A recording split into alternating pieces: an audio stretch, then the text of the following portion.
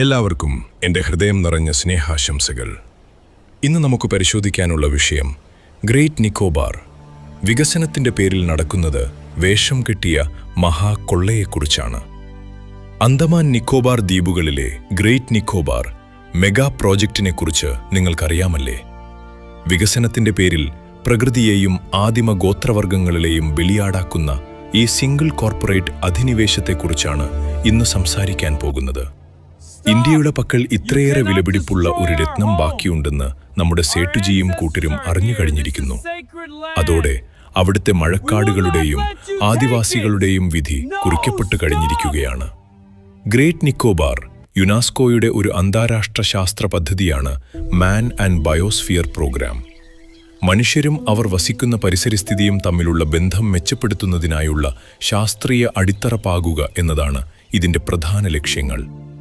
ഇന്ത്യയിൽ നിന്ന് ആദ്യമായി ഈ പട്ടികയിൽ ഇടം പിടിച്ച പ്രദേശം കേരളത്തിന്റെ അതിർത്തി ജില്ലയായ തമിഴ്നാട്ടിലെ നീലഗിരിയാണ്. നിലവിൽ 130-ലധികം രാജ്യങ്ങളിലായി 700-ൽ പരം ബയോസ്ഫിയർ റിസർവുകൾ ഈ ശൃംഖലയിലുണ്ട്.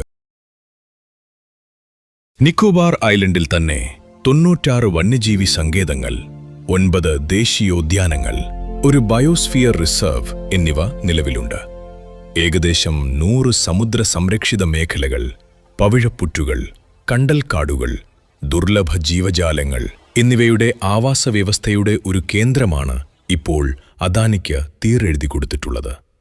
ഷോംപെൻ, നിക്കോബാരി തുടങ്ങിയ പ്രത്യേകിച്ച് ദുർബല ആദിവാസി ഗോത്രവിഭാഗങ്ങൾ ഇന്ത്യയിലെ തന്നെ ഏറ്റവും പിന്നാക്കം നിൽക്കുന്നതും അതീവ സുരക്ഷ ആവശ്യമുള്ളതുമായ ഒരു ഗോത്രവിഭാഗങ്ങളാണ് ഇവർ. സാധാരണ ആദിവാസി ഗോത്രവിഭാഗങ്ങളെ അപേക്ഷിച്ച് ഇവരുടെ നിലനിൽപ്പ് കൂടുതൽ വെല്ലുവിളികൾ നേരിടുന്നു. എന്താണ് ഈ 90,000 കോടിയുടെ സേവന പ്രോജക്റ്റ്? ഇവിടെയാണ് മോഡി അദാനി ഗ്രൂപ്പ് എഫക്റ്റ് ഉപയോഗത്തിൽ വരുന്നത്. വർഷങ്ങളോളം പരിസ്ഥിതിയുടെ പേരിൽ തടഞ്ഞുവെച്ചിരുന്ന അനുമതികൾ ഇപ്പോൾ നിമിഷാർദ്ധം കൊണ്ട് NGT മാനേജ് ചെയ്തു കൊടുക്കുന്നു.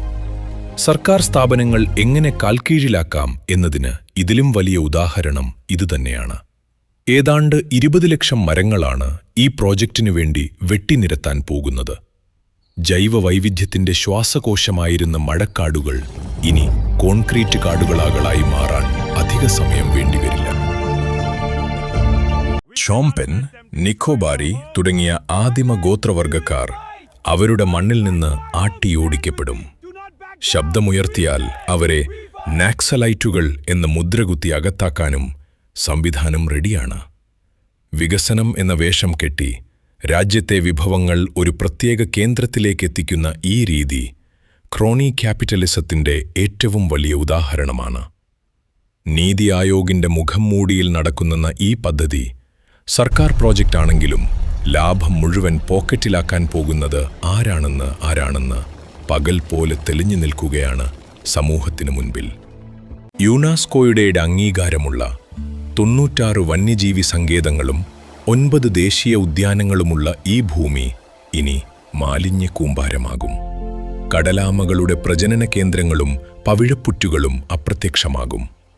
2 പേർ രാജ്യത്തെ വിഭവങ്ങൾ വിൽക്കാൻ തീരുമാനിക്കുന്നു. മറ്റു 2 പേർ അത് വാങ്ങാൻ ക്യൂ നിൽക്കുന്നു. ഭരണഘടനാ സ്ഥാപനങ്ങളും നിയമങ്ങളും ഇവർക്ക് മുന്നിൽ വെറും നോക്കുകുത്തികൾ മാത്രം. ഇന്ത്യയെ വിൽക്കില്ല എന്ന് പ്രസംഗിച്ച് നടന്നവർ ഇന്ന് ഇന്ത്യയുടെ ഓരോ തുണ്ടുഭൂമിയും ഇതുപോലെയുള്ള സിംഗിൾ കമ്പനികൾക്ക് തീരെഴുതി കൊടുക്കുകയാണ്. ഒരു കാര്യം ഓർക്കുക, പ്രകൃതിയുടെ മേൽ നടത്തുന്ന ഈ അതിക്രമം നാളെ നമുക്ക് നേരെ തന്നെ വലിയ ദുരന്തമായി തിരിച്ചുവരും. അന്ന് ആ റീൽസ് ദൈവങ്ങൾക്കും ക്യാമറ ജീവികൾക്കും നമ്മെ രക്ഷിക്കാൻ കഴിയില്ല. ചിലർ കരുതുന്നത് ഇത് കേവലം ഒരു ബിസിനസ് വളർച്ചയല്ല, മറിച്ച് കൃത്യമായ രാഷ്ട്രീയ ഗൂഢലക്ഷ്യങ്ങളുടെ ഒരു നീക്കമാണ്. പൊതുമുതൽ ഒരു പ്രത്യേക ഗ്രൂപ്പിന്റെ കൈകളിലേക്ക് കേന്ദ്രീകരിക്കപ്പെടുമ്പോൾ അത് ആത്യന്തികമായി ആരെയാണ് സഹായിക്കുന്നത്? ആർക്കാണ് ഇതിന്റെ ഗുണം ലഭിക്കുന്നത്? ഗോദി, മാധ്യമങ്ങൾ കണ്ണടച്ചാലും ജനങ്ങൾ ഇത് കാണുന്നുണ്ട്. നിയമവൽക്കരിച്ച അഴിമതിയെയും കുത്തകവൽക്കരണത്തെയും കുറിച്ച് സംസാരിച്ചാൽ അവർ രാജ്യവിരുദ്ധരായി മാറുന്ന ഒരു പ്രത്യേകതരം കാലത്താണ് നാം ജീവിക്കുന്നത്. അവരെ അങ്ങനെ വിളിക്കുന്നത് ഇക്കാലത്തെ ഒരു ഫാഷനായി മാറിയിട്ടുണ്ട്. ഇങ്ങനെ വിളിക്കുന്നവർ ഈ രാജ്യത്തിനു വേണ്ടി എന്തെങ്കിലും ചെയ്തിട്ടുണ്ടോ എന്ന് ചോദിച്ചാൽ ബ്രിട്ടീഷുകാരോട് മാപ്പെഴുതി കൊടുത്ത കഥയല്ലാതെ വേറെയൊന്നും ഇവർക്ക് പറയാനില്ല. കാരണം അവർ ഈ രാജ്യമുണ്ടാക്കുന്നതിൽ ഒരു പങ്കും വഹിച്ചിട്ടില്ല. ഈ രാജ്യത്തിൽ അംബാനിയും അദാനിയും മാത്രമല്ല, ഇന്ത്യയിലെ കോടിക്കണക്കിന് വരുന്ന സാധാരണക്കാരും ഇവിടങ്ങളിൽ വസിക്കുന്ന ജനങ്ങളും മറ്റു ജീവിവർഗ വനങ്ങളും ആദിവാസികളും കൂടിയതാണ് ഈ രാജ്യം. അവരെ സംരക്ഷിക്കണം എന്ന് പറയുന്നത് രാജ്യസ്നേഹം തന്നെയാണ്. മറ്റൊരു വിഷയവുമായി പിന്നെ കാണാം.